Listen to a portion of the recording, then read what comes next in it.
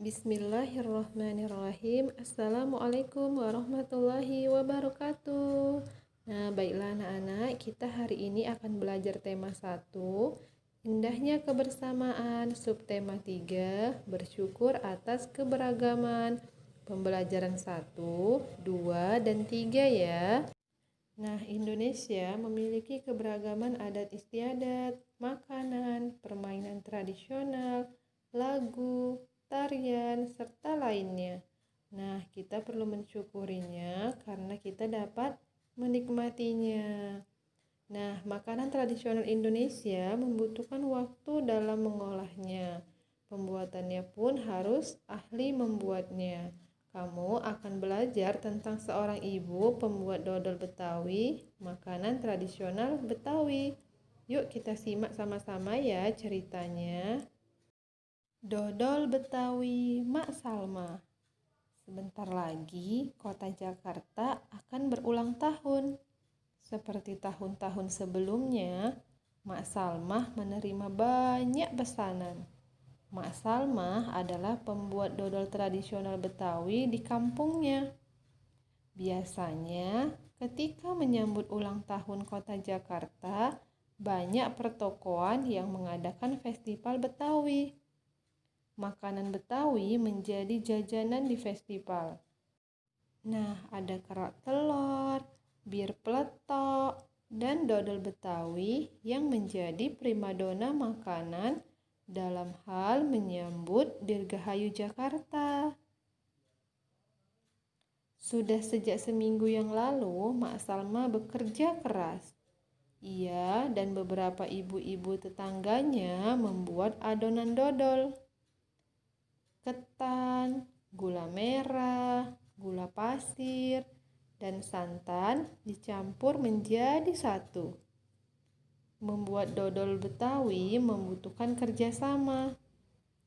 Tidak hanya perempuan, laki-laki pun terlibat dalam pembuatannya. Biasanya, Mak Salma dan ibu-ibu menyiapkan bahan, memarut kelapa, dan menumbuk beras ketan. Kemudian adonan dituang kawah, lalu diaduk hingga kental. Proses mengaduk ini dilakukan terus-menerus selama 8-12 jam. Nah, pembuatannya memang berat dan lama. Oleh karena itu, pembuatan dodol Betawi membutuhkan kerja sama. Untuk memenuhi pesanannya, Mak Salma selalu melibatkan tetangga-tetangganya. Mak Salma ingin rezeki yang diperolehnya dari dodol Betawi tidak dirasakannya sendiri. Mak Salma juga ingin dodol Betawi selalu dikenal.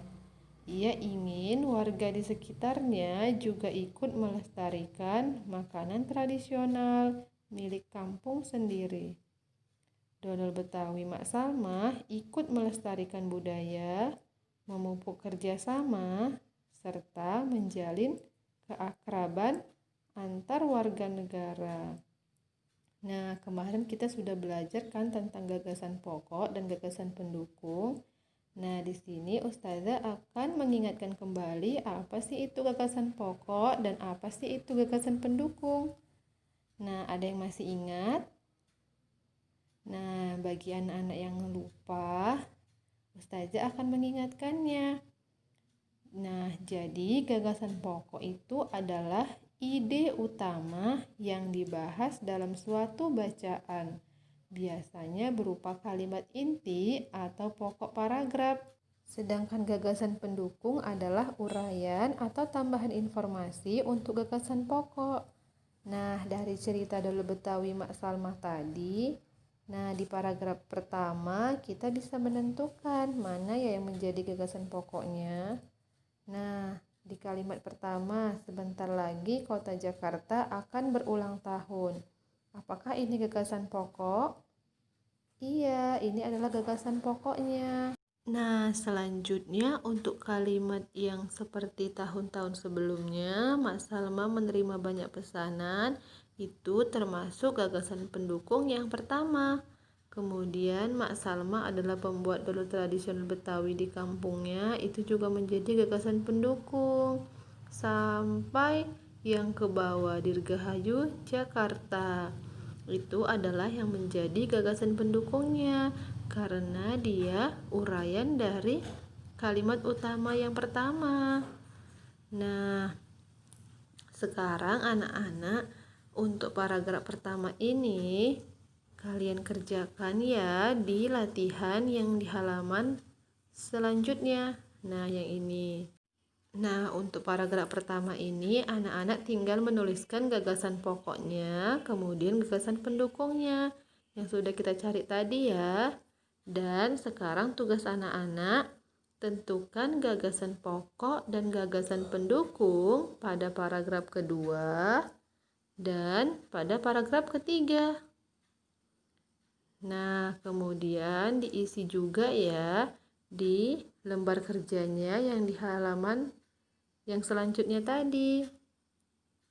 Oke anak-anak, nanti kalau sudah selesai difoto ke ustazah ya. Kita lanjut ya. Nah, aku suka sekali makan nasi uduk dengan irisan bawang goreng dan telur dadar. Itu makanan tradisional Betawi. Apa makanan favorit daerahmu? Apakah kamu juga menyukai makanan khas daerah lain? Bagaimana pendapatmu dengan beragamnya makanan khas negeri kita? Nah, di sini ada beberapa makanan khas dari tiap daerah. Yang pertama, sega jamblang. Sega jamblang ini yaitu makanan khas dari Cirebon, dari Jawa Barat. Nama jamblang berasal dari nama daerah di sebelah barat kota Cirebon. Kemudian yang kedua ada nasi pecel. Nah, nasi pecel ini adalah sarapan kesukaan masyarakat Madiun, Jawa Timur. Nah, ternyata nasi pecel itu dari Jawa Timur. Tetapi tempat kita juga ada kan? Kemudian lontong sayur. Nah, ini juga sangat mudah kamu temui di Jakarta dan Jawa Barat sebagai menu sarapan favorit. Kemudian ada nasi krawuh, yaitu makanan khas kota Gresik yang terbuat dari campuran nasi dan daging sapi dengan kadar minyak yang cukup tinggi. Nah, yang selanjutnya ada nasi gudeg. Nah, atau dalam bahasa Jawa disebut sego gudeg, yaitu makanan favorit dari Yogyakarta. Nah, di beberapa daerah, makanan tradisional ditawarkan penjual dengan berkeliling kampung. Nah, terkadang mereka berteriak atau membunyikan alat menawarkan makanan tersebut. Suaranya sangat nyaring terdengar. Nah, media penghantar untuk perambatan bunyi adalah melalui benda padat, benda cair, dan udara. Kemarin sudah kita pelajari kan? Nah, yang selanjutnya kita akan mempelajari tentang sifat-sifat bunyi yang lainnya. Nah, apakah kamu tahu sifat-sifat bunyi yang lainnya? Nah, agar anak-anak bisa mengetahuinya, coba anak-anak melakukan percobaan pemantulan dan penyerapan bunyi ini ya. Nah, kemudian nanti jika sudah dicoba, jawablah pertanyaan yang ada di bawahnya. Oke, anak-anak soleh dan soleha ustazah, semangat! Kita lanjut ya, yaitu di pembelajaran 2. Nah, Indonesia memiliki rumah adat yang beragam. Kita harus bisa mensyukurinya. Nah, sekarang ayo kita cari tahu yuk lebih lanjut. Nah, berikut adalah rumah adat dari berbagai provinsi di Indonesia. Nah, yang pertama ada rumah Gadang atau rumah adat Sumatera Barat. Yang kedua ada rumah Aceh atau rumah adat Nanggro Aceh Darussalam. Yang ketiga ada rumah balai Batak Toba. Nah, ini rumah adat Sumatera Utara. Yang keempat rumah adat Tongkonan. Nah, rumah adat ini berasal dari Provinsi Sulawesi Selatan. Kemudian ada Baileo, yaitu rumah adat Provinsi Maluku. Dan yang terakhir rumah adat Bangka Belitung. Nah, pada bacaan mozaik kreasi bersama, anak-anak silahkan dibaca sendiri ya. Kemudian untuk tugasnya, kerjakan latihan yang ada di halaman selanjutnya. Nah, ada soalnya nomor 1 sampai 8. Dikerjakan ya. Jika sudah selesai, dikirim juga ke ustazah. Nah, meskipun kita berbeda, kita harus bisa bekerja sama. Kerjasama dalam perbedaan itu akan memperkaya kita. Kita lanjut ya, pembelajaran 3. Sebelumnya, kamu telah belajar tentang permainan bakia. Nah, menarik kan?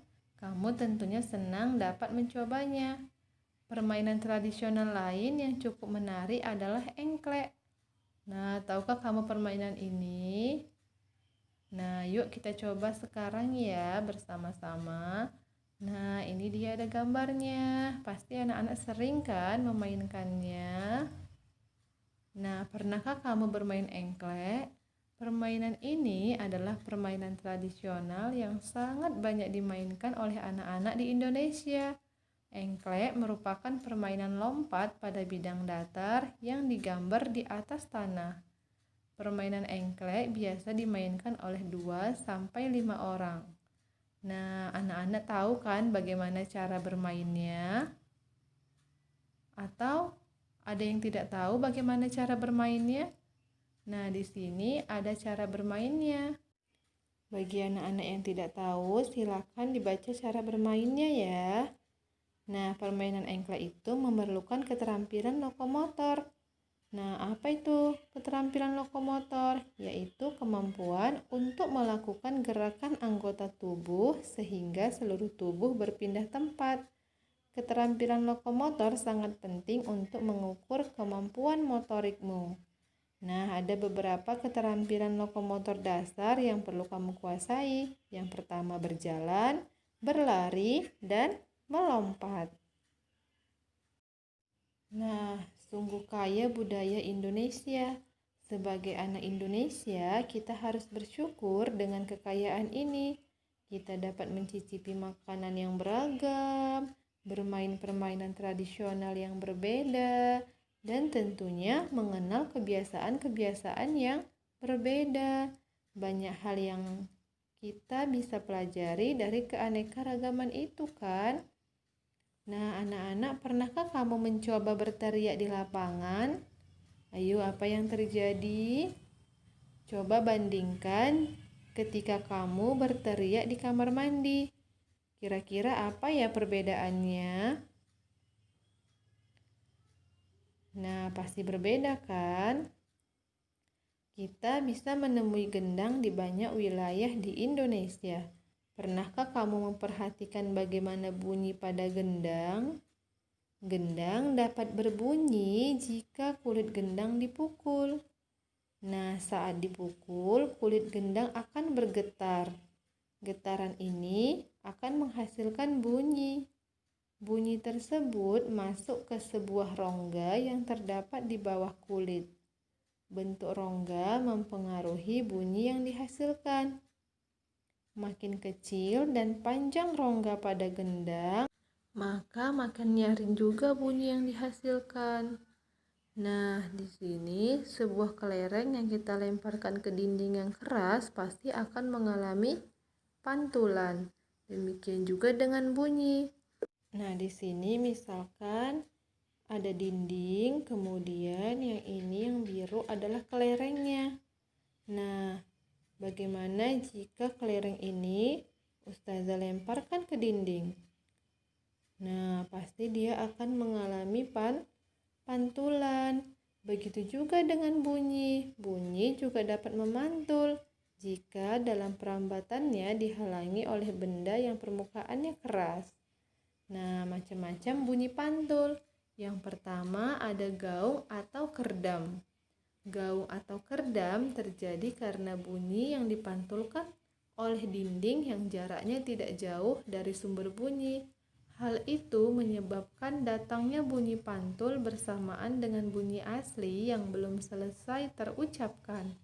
Akibatnya, bunyi pantul mengganggu bunyi asli sehingga suara yang terdengar tidak jelas. Yang kedua, gema. Gema terjadi karena bunyi dipantulkan oleh dinding yang jaraknya jauh dari sumber bunyi. Hal itu menyebabkan datangnya bunyi pantul setelah bunyi asli selesai terucapkan. Jadi, bunyi pantul yang terdengar lengkap sesudah bunyi asli. Gema sering terjadi di gua-gua, lembah-lembah, dan bukit-bukit yang jaraknya jauh serta permukaannya keras dan rapat. Nah, selain itu, gema juga dapat dipergunakan untuk mengukur kedalaman jurang. Berikut perbedaan gaung dengan gema. Nah, gaung biasanya terjadi di ruang yang sempit, sedangkan gema biasanya terjadi di ruangan yang luas. Kemudian, gaung biasanya bunyi pantul yang terdengar bersamaan dengan bunyi aslinya, sedangkan gema bunyi pantul yang terdengar beberapa saat setelah bunyi aslinya. Nah, anak-anak pasti sudah bisa kan membedakannya, mana gaung dan mana yang gema. Nah, yang kedua ada penyerapan bunyi. Bunyi juga dapat diserap. Nah, benda-benda yang dapat menyerap bunyi adalah benda yang permukaannya lunak. Benda yang demikian disebut peredam bunyi, misalnya karpet, goni, kertas, kain, busa, dan wol. Benda-benda tersebut dapat digunakan untuk mencegah terjadinya gaung atau kerdam. Dinding dan langit-langit gedung pertemuan, studio rekaman, dan gedung bioskop yang dilapisi dengan bahan-bahan tersebut supaya tidak terjadi gaung atau kerdam. Sampai di sini dulu ya pembelajaran kita hari ini. Ustazah harap anak-anak bisa memahaminya. Dan jangan lupa juga ya tugas-tugasnya dikerjakan. Kemudian dikirim ke Ustazah ya. Oke anak soleh dan soleha, tetap semangat. Wassalamualaikum warahmatullahi wabarakatuh.